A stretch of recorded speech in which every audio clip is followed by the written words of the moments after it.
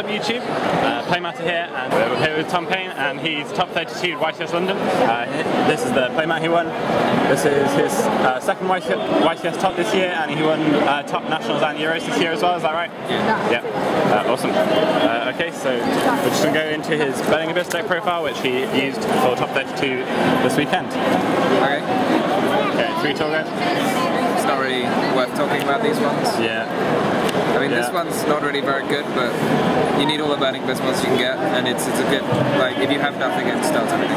Yeah. And this one, again, like, it's really, they're not particularly good, but you need all the Burning Abyss ones you can get. It's like the best you can open with this and this. It's better than any of the others, because it gets you 2 Dantes and a search. So that's probably, and you can run out sometimes, so yeah. 3's better, I think. 3 Curry Bandit? Yeah, a lot of people, everyone runs Mathematician instead. I'm not running Mathematician if I'm running this. I mean, Mathematician's more pinpoint on the monster, but most of the time you have monsters, and what you need to win the game are trap cards and spell cards, powerful trap cards and powerful spell cards. So this gives you, like, the +1 you get off Curry Bandit is worse, because this is like indiscriminate monsters, but it doesn't matter which monster you hit. And like, so Mathematician lets you pick the monster and draw a random card. This, like, you can hit any monster to get a +1, and it doesn't really make a difference which monster you hit. It gets itself off the board, it's searchable. Yeah, you can search it under window if you don't want to use this. So I think it's just a lot better. Yeah, cool. It's kind of the best opener, I mean, because it means you can play it, there will be no mean shadow fusions or anything like that. Yeah, it's just better. The +1 is faster as well, so it's your turn rather than having to crash it. So yeah, that's why I think it's better. Picking the spell and trap card, just drawing a monster of Mathematician, then it kind of sucks, right? To Caius. This is just as like a finisher, I guess. It's a filler, really. Ironic because it's dark over the Riser. I prefer Riser as a card. Would you play anything else, like Vanity's Fiend, or...? You could make Vanity's Fiend. I mean, it's passable against Burning Abyss. It doesn't really do that much against Burning Abyss. It's very powerful against Shadow, so you could just do it if you're expecting Shadow. But you're only ever going to get like a board of, what, like 50% Shadow over the weekend, so it was far less than that even. You're going to get like a quarter, so this is just better against general stuff. Lets you just sort of actually just wins you games rather than push prize pressure. That's Vanity's Fiend. Vanity's Fiend I'm obviously side decking, but yeah. Cool. I prefer main decking Caius. And on to the spells. We have the 3 upstart. Tom Paine, I'm not sure if he plays any cards without upstart, and an lot. Yeah, they don't really need talking about. 3 supply squad. Yeah, I don't really get why you drop this. It's so unfair. It's like Wind Up Factory or something. Yeah. Opening with Tour Guide in this, obviously, like, you just win. Tour Guide this, and then you, like, if you have a trap to go with it, then a discard trap, then you win. Just wins the game most of the time if they can't kill it. I mean, you've got to be sensible with it, obviously. You can't just, like... So, I mean, occasionally, if all you draw off it is Burning Abyss monsters, and people are like, but you can't summon. Well, you know, if you're going to draw a handful of Burning Abyss monsters, you're not going to do very well anyway, so... I don't know. It never really hurt me. Foolish Burial. Yeah. Foolish Burial. Foolish Burial. I mean, it gets anything you like. It's good with this one. Yeah, it gives you an instant tribute tap. Yeah, it gets you one without having to... Huh? Are you playing both of them, or are you filming? I'm filming for a YouTube. Yeah, it lets you get a Burning Abyss monster on the field without using a Burning Abyss monster's effect. Or without using that Burning Abyss monster's effect. So you can use Graph or Skull. Or you can just search something with Skull if your hand's quite bad. This one you probably won't be able to see because it's just a black box with vague scribbles on it. But it is called The Beginning of the End, or whatever it is in German. Yeah, The Beginning of the End, 2 of them. Yeah, I mean 3 is perhaps a bit hefty. But it's a 40 card deck, right? Yeah, I mean for anyone who doesn't know, if you have 7 or more Dark Monsters in your graveyard, banish 5 to draw 3 cards. So it's really easy to resolve.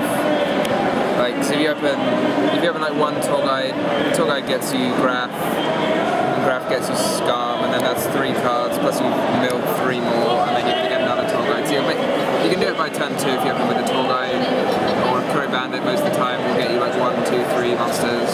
It gets you most of the way, and then this is like your win condition really. And you can win without it, you can win with Supply Squad instead, but it's just incredibly powerful card. Yeah, drawing 3 late game is just far too strong. Yeah, drawing 3 anytime, because you just basically get into your trap cards. Yeah. Because you thin out the monsters really fast. So, I mean, the way, I don't know, a lot of people I don't think just play Burning Abyss particularly intelligently, because if you do this and get this, then you don't thin out the monsters, you still have graphs in your deck, which are terrible draws. Whereas if you use the graphs, you basically just burn through the graphs, because they're really bad draws once you've actually got Shadow any Burning Abyss bosses. And then that also, like, you have to play like that if you know you're running this card anyway, so, but you thin out the monsters as fast as you can, so when you play cards like this or Supply Squad, then you draw trap cards and they can win. So that's why, I don't know, that's what makes it better. Nice. So onto the traps. I mean, these ones, again, like, they're Solemn, not particularly worth explaining. 3... These MTS. Yep. Yeah, they don't really need, like... No explanation needed, really. Yeah, this one is the best discard trap. 3, yeah. Wing Blast. And then I'm playing this. You're actually playing 3 Regeki Break, okay. Yeah, I mean, yeah, a lot of people like play Karma Cut, but I just dislike the fact that you can only do it on, you can only do it on face-up monsters. Yeah. It's better if you want to hit a face-up monster, it's obviously better. Yeah, I mean, it's really good against, Karma Cut's really good against Deneb when there's another Deneb engrave, and Dante when there's another Dante engrave, but the fact that you can use this to kill back row, I feel is really important. Yeah. It shuts off emptinesses, it shuts off, it can kill emptiness, it can kill... It's something to think is like, sometimes you have these traps and you just want to use them. So, it's not like you wait with the Karma Cut as a defensive card, because you can use this defensively, but with this you can use it... Like, you can just kill one of their back rows and say, like, if I open with this, if I open with Karma Cut, I have to, like, wait and use it as a defensive card. Yeah. If I open with this, whatever back row they said, I can just use it. And I can always use this, and then I can get my Burning Abyss monster, which I need to use. Which is, I think, more important. Popping back row is more important, because emptiness is just annoying. yeah. Yeah, so I thought this was a better card. And then 2 Breakthrough. And finally 2 Breakthrough, cool. Yeah, I mean, it's a really useful card. There's not really much to say about it. Everyone seems to forget its effect. It happened like 2 or 3 times over the weekend. People just didn't check your grave and then were like, Just didn't do it, so the Breakthrough just won. Just like, I played it, what was Would it? you say it's artifact, like the sort of thing that's... Yeah, like Artifact, you can't really play around it, but if you do things like, someone used an Abyss Sphere when I had this in my grave, it got got a pike, so I just negated it and got myself a +1 with this, or someone used Call of the Haunted in my end phase on a Deneb, and I had this in my graveyard. It had literally negated the Deneb last turn, and he used Call of the Haunted, and then I negated it again. Brilliant. So I love it when people forget that sort of thing. It's great. Should we go on to the side? So yeah, that's 40 cards. 40 cards. There's that deck. 1, 2, side or extra? I can do extra, whichever, yeah. Down it, we got 3 down it. Yeah. All 3 maxing out on them. Yeah, well, it's the one you use the most of. Okay. You'd run this. Make sure your Dantes go to the grave instead of getting banished or anything like that, yeah? Yeah, that's really important. But basically it just turns like your Dantes, if you're looping Dante with having this in your extra deck obviously makes it a lot stronger. Yeah. Like the more of these you have, because this is if you get it off Sir, then it's a floater with 2,500 defense. Or if you want to, the point is you can turn it into an attacker. So it does piercing. Piercing's kind of fun too. Yeah. Because the deck doesn't really inflict damage particularly fast, so actually doing some damage is very nice. Yep. And I don't really feel the need for 3 Dante. You're not going to use 3 ever. Unless someone like Warning's the first one or something bizarre. Giga Brilliant. You kind of have to run Giga Brilliant. No one actually summoned a Leo against me the whole weekend. Yeah, so Giga Brilliant has to go and be out to Leo. I mean, you have to run this one. Because it's like your best out to BLS. You can crash this into a BLS. And then if you're running this, you might as well out this is like an outer. And occasionally it's relevant, but most of the time it just outs. You can use it to out Leo, which is helpful. I mean, it's not even like you have to make this. You can just do this, and then if they have to attack it, and then you can use a trap. That's preferable. So yeah, I kind of think you have to run that one. But I mean, the extra deck, I didn't find like a lot of the stuff you play you don't really use. So 2 Alucard again, like I would have been happy with 1 over the weekend.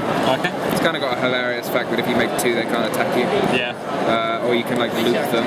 But I don't think I made 2 Alucards in a game the entire weekend. Fair I think I made like 1 once. You just don't make it very often. Yeah. Because against everything, like they'll either be like artifacts or shadow games or chainable trap cards or if this hits a Vanity's Emptiness, then I mean, it depends on the situation, but occasionally if this can hit a Vanity, if you drop 2 Burning Abyss and then try and hit a Vanity's Emptiness and try and hit something and it's a Vanity's Emptiness, then you kind of get screwed over. I'm not really sold on this. It doesn't really matter. I mean, there are important ones you have to play, and then there are some fringe ones that you can play if you want. I mean, on time, I mean, I guess if I played someone and it was sudden death, then this would be a very, very helpful card. But I never played someone like on just starting a game from sudden death, so if your life points, like lots of life points down, it's not hugely helpful. Fair enough. And the last cards in your deck are? Nightmare Shark. Yeah. Because I mean, you could run 2, I guess, occasionally, but you're not really going to be able to force through 4. If you're in a dire situation, you can't answer their board, force them to do 4,000 damage. Like, it's probably not going to work. Tempo. It's the biggest thing you can make in the Burning Abyss mirror match, which is really, really good. That's what makes it awesome, I guess. I mean, detaching their materials is not particularly useful, but the fact that it comes out, well, it's not 2/7, but it gets to 2/7 on itself. Oh, except for this is good too.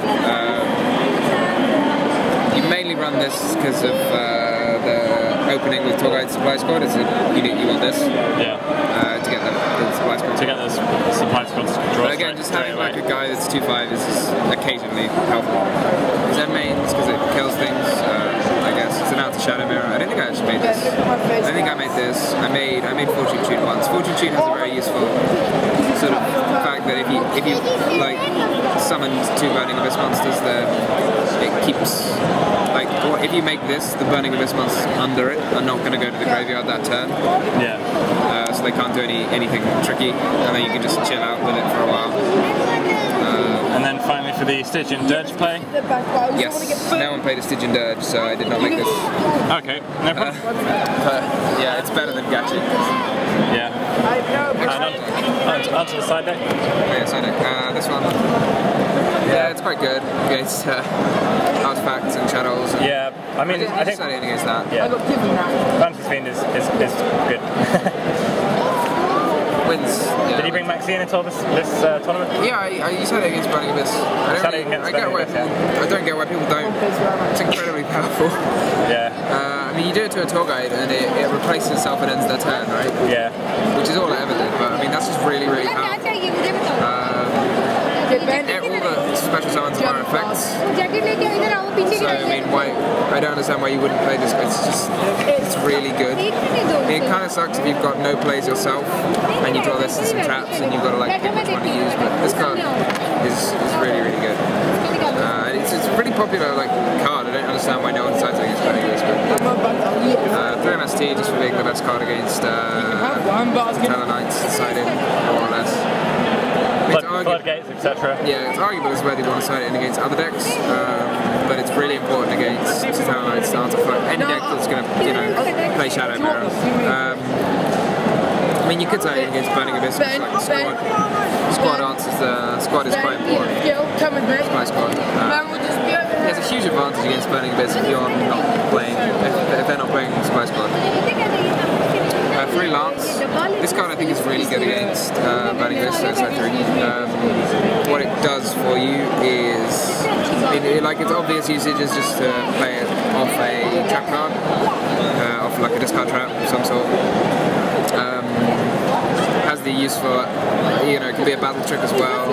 You can use it under their trap stun. I mean, trap stun's an annoying card, right? I don't really see like Burning Abyss getting full use out of trap stun. You don't really do that much. You just make some rank 3s, but if you have this and they try and they use a trap stun, they think they can force a playthrough, and then this can kill one of their monsters and stop that plan, basically. And this is just better because you can use it the turn you draw it. So you can summon a Curry Bandit. If you're going second and you open with a Curry Bandit or something, and this, then unlike Trap Stun, you'd have to wait a turn and then another turn to really actually get the effect of your Curry Bandit. Whereas this means you can do it a turn sooner, which is really powerful. Cool. Regeki, What do you bring against? Which decks did you bring Regeki in against? I wanted to do it against Shadow basically because it can make a big board. It can make cards like Leo and Construct that are really hard to out. And there's loads of artifacts as well, so if they have just loads of artifacts on field. Yeah, I mean, other than that, I don't particularly like this card. It's a spell card that, kills things, so it's never going to be... Is this a magic card or a spell card? Spell. Oh, it's a spell card, yeah. But, it's got the same pitfalls as Smashing Ground. I mean, you wouldn't play Smashing Ground, right? I mean, it's just a souped up Smashing Ground. Yeah. And the 2... Cycle Reader for the Satellite Knights. And various, I guess if you played Blue Djinn or whatever. Yeah. I mean, I think it's the best card for Satellite Knights because it does like multiple things at once, like Call of the Wanted, Altair, or Soul Charge. Yeah. And it can just banish all the targets. Yeah, it can banish like multiple things, so it can do extra as well as negating an Altair, or Call of the Wanted, or Soul Charge. Yeah. Oh yeah, they can't, well they can alpha it, but if they do alpha it, it's not particularly good for them because they don't get the draw. Cool. So it's better than like any trap. Yeah, because they can't destroy it. Yeah. Fantastic. Is there anything else you want to talk about this tournament, or is that cool? No, I think I'm good. From the beginning to the end, it's really good. Yeah. Thanks Tom for doing this deck profile. Congratulations on top 32 and topping all these events this year. Yeah, Playmatter signing out.